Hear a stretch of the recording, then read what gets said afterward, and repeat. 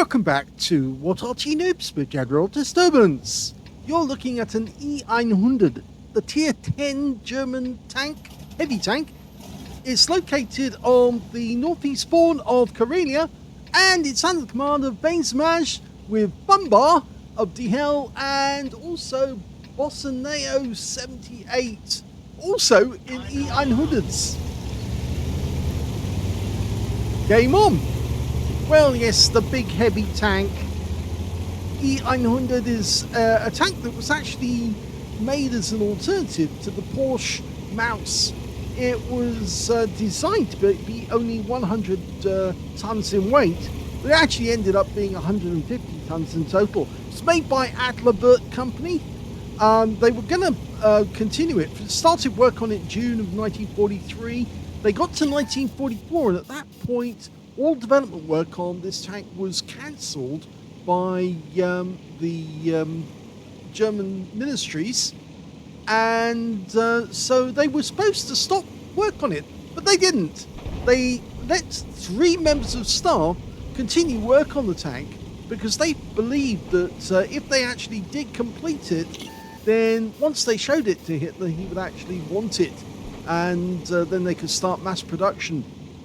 It was actually an interesting concept. It was a Daimler-Benz engine with 1,000 brake horsepower. Basically the engine from a Tiger II to start with, and we just brushed off a 155mm shell that came from a batch at 155-58. But he's going to fire another one. And unfortunately, Bumbar gets that one. He gets hit on the tracks. You'll notice that there are track covers over the tracks, and those actually do protect the tracks quite a lot from blasts. So if they had gone ahead and built them, it would have been very difficult to take it out with artillery, but it would have been fairly easy to then knock it out with a mine, because a mine would then hit the tracks and dislodge them, and they'd have to undo all those shields around them. Anyway, this one is armed with a 15cm main gun, 750 Alpha, 246mm pen with standard ammo, and with the heat rounds it's 334. Hello! Well, he's taken a 670 hit, which is a low roll, but it's a big hit nonetheless. The VZ68 pulls back. We, on the other hand, didn't suffer any damage at all because the heat round didn't pen. But he's about to get another hit. Lower plate, and it's a high roll this time.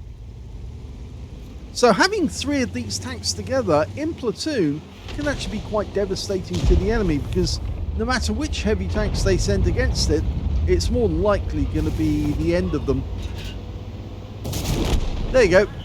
He's out the game. And it looks like our friend the Arty was trying to get him as well. Now the standard reload is 11.51 seconds. And you can see here that we've got a reload of 16.51 at the moment, which is very odd. Oh, maybe I'm looking at the wrong gun. Yes, I am looking at the 128mm gun, which of course is the KWK Aslains. The same sort of, it's not the same gun as on the Scorpion, but it's similar caliber. The standard reload for the 15cm is 19.18. So that's why we're seeing 16.51 for Bainsamaj. Okay, hello, Rambon. Oh no, it's an Emil, sorry. And he plunked for the body, and of course the shell went in, and he managed to get 813, and he's getting spotting assist on object treble 7-2. Now, Bumbar is in a lot of trouble now because he is very low on hit points, and Bozarek, is that Bozarek? I can never get these names right. Bozanak is actually fairly low on hit points, so they need to hold back whilst we go in and do some more damage. The Tortoise just got a massive hit. Now we're going to go for the Heshpan first. He's dialing in. Nice hit. Low roll though. Our guys are going to just hold back for the moment. They don't need to push up. All they need to do is take that Tortoise out, and they've done it. And that means now we've got to get rid of that Heshpan.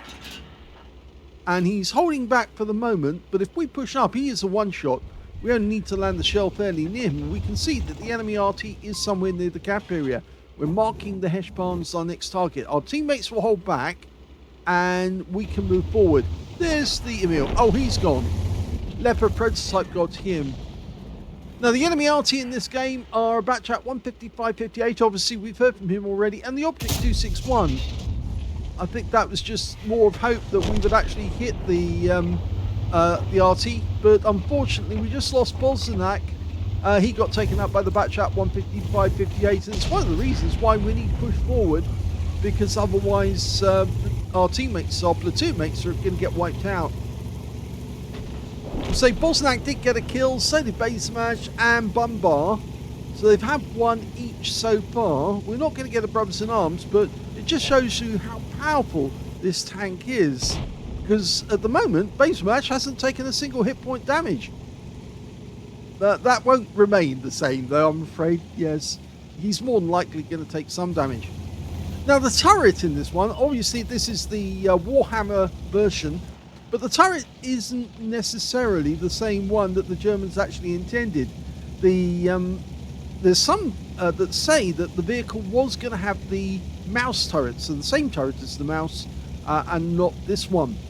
In fact, there's been a variety of different designs that people have actually placed on the E100. And there's the Object 261. Say goodnight.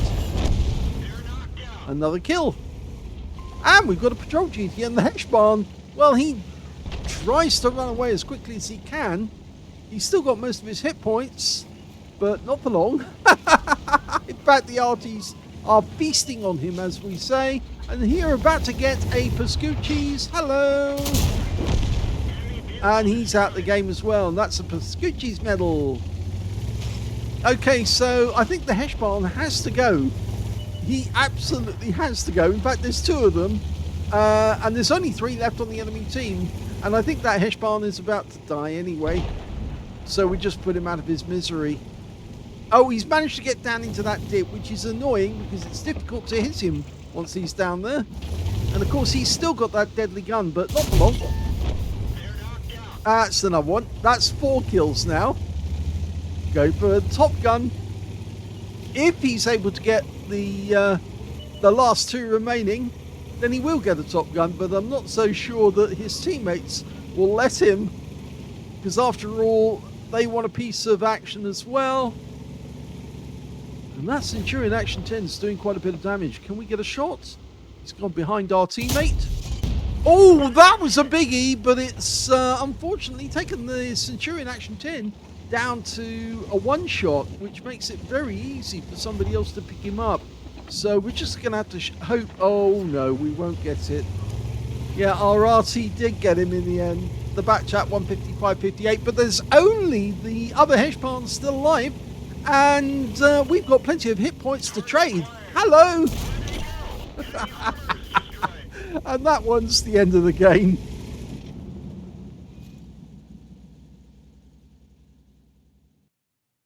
Here's the end of battle stats, and that was an ace tanker game from Basemash in the E100. He managed to get a spotter badge for spotting at least 1,000 hit points of damage, a duelist for taking down 2 tanks who damaged him, fighter badge for getting at least 4 kills. He actually ended up with 5, which is 1 short of getting a Top Gun and 1/3 of the enemy team. He got a 5 for a pet for doing more damage than hit points to his own vehicle. He got a Pascucci's medal for killing both enemy SPGs in this game, and he got a high caliber for dealing the most damage in the game overall. And you can see this game actually took place in April of 2023, so my apologies to Bane for not getting this done sooner. Yes, it's one of the ones that got set aside so I could get more Arty replays in. But I'm trying to make amends for that now, and I've still got a lot of non-Arty replays to get through. Anyway, let's have a look at team score. Well, we can see the highest damage in the game turned out to be 5,256 hit points. That went to Bane. The second highest damage in the game actually went to the Leopard prototype with 3,705. And the third highest damage, well, that went to the Sharp Future 4 on the enemy team with 3,634 hit points of damage.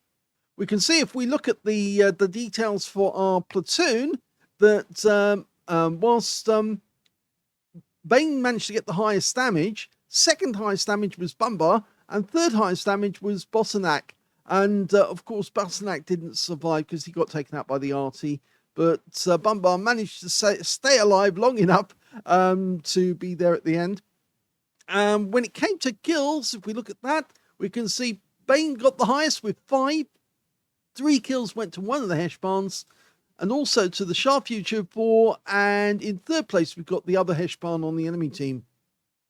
When it came to base XP, we can see, yes, Bane got the highest. In fact, he's the only one to get over 1,000 base. He got 1,249, with the Leopard prototype getting 956 and the Tortoise getting 830.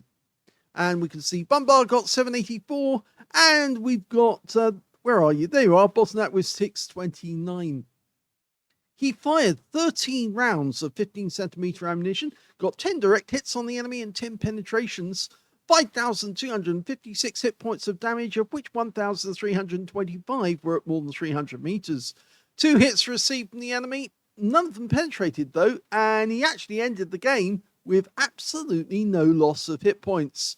2 non-penetrations because one of the rounds actually was an HE round. It hit the gun barrel at the mantlet, and it didn't even do any damage, none at all. And that was the Arty round, would you believe it, from the Batchat 155-58. 530 hit points of damage blocked by armor, 5 enemy vehicles spotted, 7 enemy vehicles damaged, 5 killed, and 2,858 hit points of spotting assist in that one. On a premium count, he actually made a profit of 127,996 credits. Who says that heavy standard tech tree tanks actually don't get or make credits in tier 10 games? This was tier 10, and he certainly made profit on this one.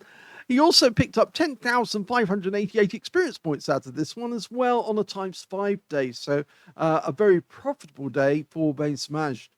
So, yes, the E100. What happened to it in the end? Well, found at Paderborn, and some say it was actually the Americans who found it, or the British. We don't know which, but the British were certainly handed it over.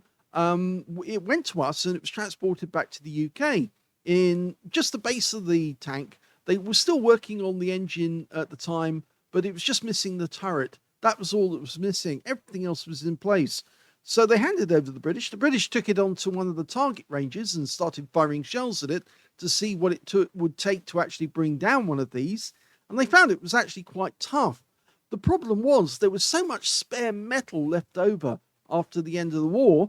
And towards the end of the war, the Germans were using low quality metal anyway, because they were finding it difficult to get all the good metal mixes so that they could actually have decent armor, which is why a lot of German tanks towards the end of the war actually got penetrated, simply because the armor was no good anymore. It was the wrong metal. It was easier to penetrate.